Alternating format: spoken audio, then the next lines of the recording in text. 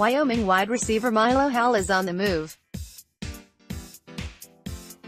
Hours after announcing his decision to leave the Cowboys for another playing opportunity with a statement on Twitter, Wyoming head coach Craig Bull has confirmed the roster change on his end. "I will be transferring from the University of Wyoming," Hall said via Twitter. "The last few years had been a roller coaster for me due to the loss of my older brother. My story is far from finished, as I like to think it's just beginning." Hall's brother, Galen Armstrong, was killed in a gang-related incident in 2016. Hall has used his brother's life as motivation to excel in everything he does on and off the field. "Milo has been a true team player during his time here at Wyoming, playing running back, wide receiver and special teams for us," Bull said in a released statement. "We wish Milo all the best in his future. It is unknown where Hall will look to transfer to continue his playing career. Hall will have 3 years to use 2 more years of eligibility wherever he goes next after playing for Wyoming as a freshman and a sophomore. If Hall transfers to another FBS program, he will have to sit out the upcoming 2018 college football season due to NCAA transfer rules." Hall played in 11 games for Wyoming in 2017. In those games, Hall rushed for 90 yards on 34 rushing attempts, caught 5 passes for 21 yards, and returned 2 kickoffs on special teams duty. Follow at Kevin Onk. FBUCF is moving on from national championships to something much more achievable in 2018, the Heisman Trophy. On Thursday, the school got the jump on several candidates in a crowded field by unveiling a multimedia blitz centered around their star quarterback, Mackenzie Milton, in addition to a new website, www.milton4heisman.com. The Knights also played up the fact that the signal caller hails from Kapolei, Hawaii by using a clever hashtag on social media and released a video featuring highlights from last season with notable statistics. Of the top 10 Heisman Trophy vote-getters from last season, 3 are returning to college football in 2018. Milton is the only quarterback of those 3, a release on the campaign said. UCF Athletics created a Heisman logo to promote Milton's candidacy and will utilize the term as hashtag on social media as well. The capitalized "Hi" is a nod to Milton's Hawaii roots, while playing off the Heisman name. As UCF notes, Mackenzie is the only quarterback returning from last season that finished in the top 10 of the Heisman voting and is among the most recognizable names in the sport for 2018 thanks in part to that undefeated run a year ago. While it's no surprise to see the school start promoting their quarterback early, and Milton is certainly quite the player, he'll have an uphill battle to make it to New York, much less win the award. In recent odds from Vegas posted earlier this month, Stanford running back Bryce Love is considered the favorite to take home the Heisman after finishing runner-up to Baker Mayfield last December, and Milton didn't even make the short list of several players at 20-1. Even making it to the Big Apple would be quite the accomplishment for Milton, and it would probably take similar or even more gaudy numbers than what he put up last season. The last group of 5 player to finish in the top 5 for the award was Navy's Keenan Reynolds back in 2015, and Northern Illinois QB Jordan Lynch was the only one from outside a major program to get an invite to the ceremony in recent years. Can't blame the school for trying to drum up support though, but something says this will be one of many Heisman campaigns to be released over the coming weeks and months. With the big house comes a big price tag. Thanks to some nifty open records requests from the Detroit Free Press, we know the final bill for Michigan's non-conference slate in 2018, and let's just say that skyrocketing costs in college athletics are rapidly apparent when you look at the Wolverines' final bill. The team isn't paying anything to Notre Dame as part of their series renewal to fill one of the team's non-conference slots. They opened in South Bend this year on Sept. 1st, but that doesn't mean the game is free for the athletic department. That's because the school had to pay $2 million to Arkansas to get rid of a home-and-home series with the Razorbacks that was axed in order to play the Irish.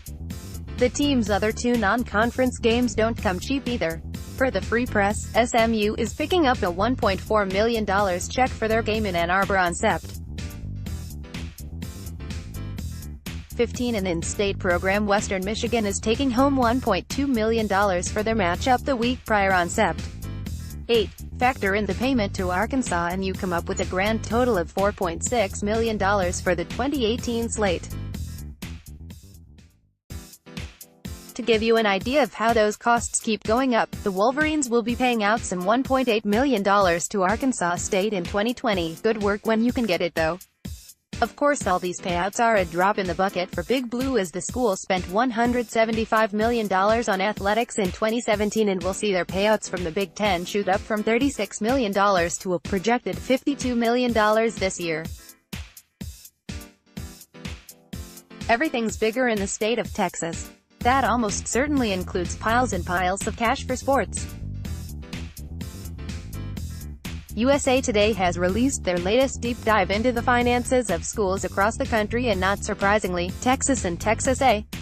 The Longhorns narrowly edged their in-state rivals for the crown this year, bringing in $214.8 million in revenue to the Aggies' $212 million. To put that into some context, each school alone earns, per USA Today, nearly as much as the entire set of 12 public schools in the Big Sky Conference did in the same year, $233.8 million. Add the two up together and UTNA. The same is true when being compared to the MAC as well, not quite the kind of. Maybe more interesting is the gap between the two programs in Texas and the powerhouse names behind them. Number 3 Ohio State checks in at $185.40, some $27 million behind number 2A.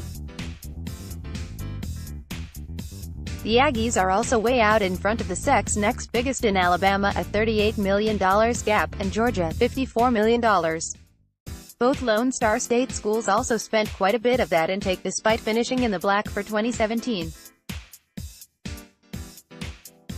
Texas set a new record with operating expenses of $207 million for the fiscal year, which is the first time ever a school has crossed the $200 million Rubicon in terms of spending and a whopping $32 million more than runner-up Michigan spent in the same time frame. There was a common theme if you dig into the numbers as 6 of the top 10 schools in terms of revenue were from the SEC, while 8 of the top 25 came from the Big Ten. Pac-12's richest program was Oregon at $145 million, but USC, as a private school, did not report figures.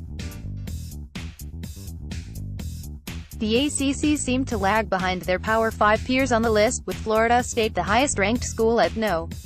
13, $144 million, and eventual national champion Clemson checking in at number 26 with just $112 million in total revenues.